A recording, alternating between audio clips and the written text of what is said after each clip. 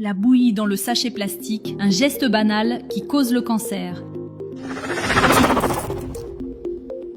Tu vois la bouillie chaude qu'on boit chaque matin? C'est pas juste pratique, ça peut être un vrai poison qui peut déjà. Tous les matins à Abidjan, Bouaké, Yamoussoukro et même ailleurs dans le monde, beaucoup de personnes prennent leur bouillie chaude dans sachets plastiques. Mais derrière ce geste simple, il y a un vrai danger invisible. En effet, quand on met un aliment très chaud dans un sachet en plastique, la chaleur fait sortir des produits chimiques du plastique pour rentrer dans la nourriture. Dans ces produits chimiques, il y a le bisphénol A et les phtalates. En gros, ce sont des substances qui mélangent les hormones. Sur une longue période, ça peut provoquer des cancers de sein, prostate, mais aussi des problèmes d'enfants et même toucher le développement des enfants. Et c'est grave parce que ça là, on le fait tous les jours sans réfléchir. Tu prends ta bouillie du matin, tu manges, c'est bon. Mais doucement, doucement, ton corps garde des toxines sans que tu le saches. C'est ça qu'on appelle un poison silencieux. L'OMS et plusieurs scientifiques répètent ça depuis des années. Plastique plus chaleur égale danger pour la santé. Mais les gens continuent, non seulement parce qu'on sensibilise pas bien dessus, mais surtout parce que les gens n'ont pas d'autre solution pour manger.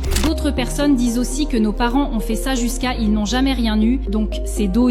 Mais il ne faut pas oublier que chez nous en Côte d'Ivoire, les cancers du sein et de la prostate tuent beaucoup. Selon le rapport d'un reportage au Centre national d'oncologie médicale et de radiothérapie Alassane Ouattara, concernant le cancer du sein, en 2022, près de 3869 cas diagnostiqués pour 2092 décès. C'est même pour ça qu'il existe des programmes comme 1000 pour Octobre Rose et Novembre Bleu pour dépister et sensibiliser la population. Donc c'est vraiment sérieux cette affaire. Mais toi, tu vas continuer à prendre ta bouillie dans sachet ou bien tu penses qu'il est temps de changer nos habitudes?